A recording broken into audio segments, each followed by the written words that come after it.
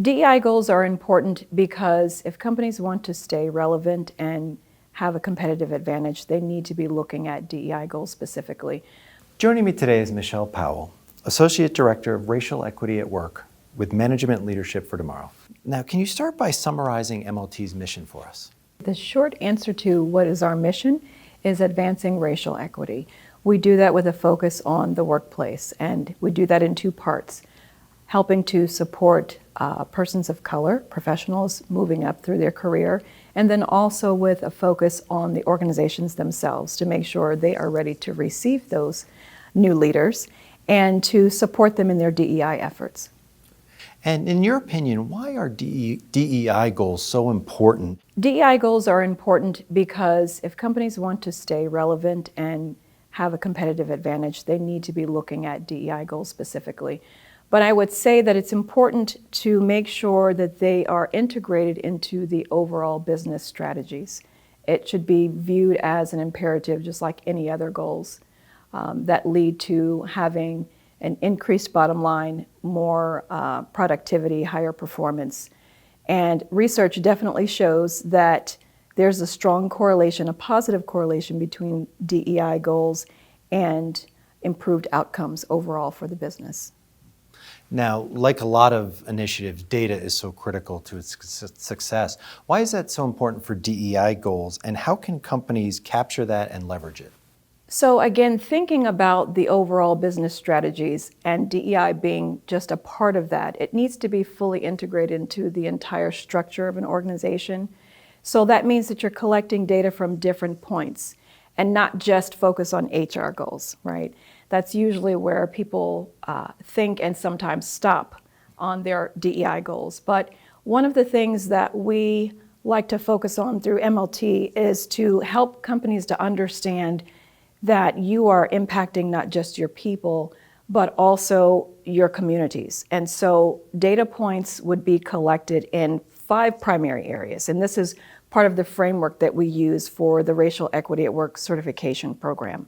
This is something that we've developed based on research. It is comprehensive, it is a rigorous process, but at the end of the day, it helps you to clearly know what your organization is doing, where the gaps are, and how you can really move the needle on racial equity. So some of those data points would be in representation, not just a head count of diverse employees, but where do they sit in your organization?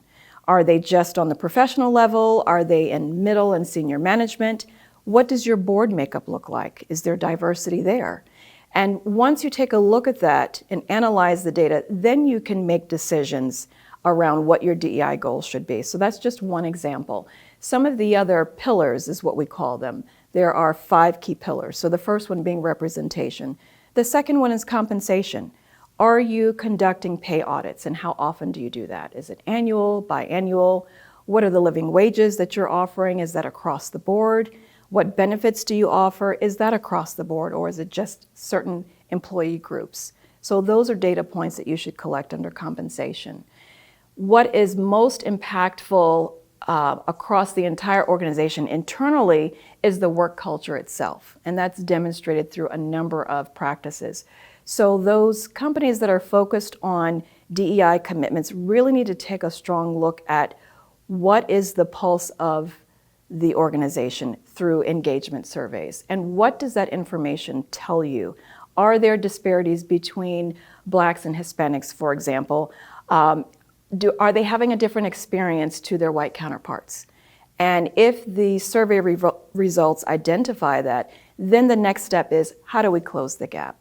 So it's not just that you're collecting these data points, but what are you doing with it is more important. That's the more important question. So beyond that, so you're looking at your representation, your compensation, your workplace culture, but then you have to also look at your external activity. What are you doing in the communities that you serve? Where are you spending your money? So one of the things that should also be collected is your diverse spending, your suppliers and vendors. Do you have a diversity program within your procurement? And within that diversity spend, how are you breaking that down into the subgroups? Those companies that are Black owned, Hispanic owned, women owned, so that you can make goals around those specifically. And then you share that across your business units. So everyone has that imperative. It's not just procurement, but it's all of the other functions in the organization. And then the last piece is contributions and investments. Where are you putting your money in the community? Who is that impacting? How do you know where your dollars are going and what is the result of that work? And what is the potential impact of not collecting the right data? There are a number of enterprise risks. For example, the great exodus that we had, that's one example. And sometimes companies don't get the opportunity to capture the why when employees leave, but a lot of that has to do with the impact of the work they're doing around DEI. Is it performative, or is it random acts of diversity, or is it really intentional based on the data that you have on your organization? So there are a number of risks that can come out of that. So it's attrition, it's loss of productivity, it's loss of income, because if your larger constituents are looking at the work you're doing and they're not impressed by you saying that we're going to commit to DEI but not demonstrating that fully, then you can lose the impact and you can lose your customers. So there's that. It can impact your bottom line. And then also you have to look at investors. What's important to them? And are you responding to that in the work that you're doing? And finally, how can ERGs be empowered to have more contribution to and impact on the broader business goals? It's important that ERGs, the leaders, have a seat at the table when DEI goals are discussed and created. It's also important for them to understand what the overall business objectives are and how they play a role in that. So oftentimes ERGs go through a number of stages. When they're first created, it's a place, a safe haven for like employees to discuss their experience. But beyond that, they start to develop into actually a function, as they should, act as a function within the organization, an extension of not just HR, but other parts of the company. So they can impact product development, service development, engagement, and acquisition of new talent.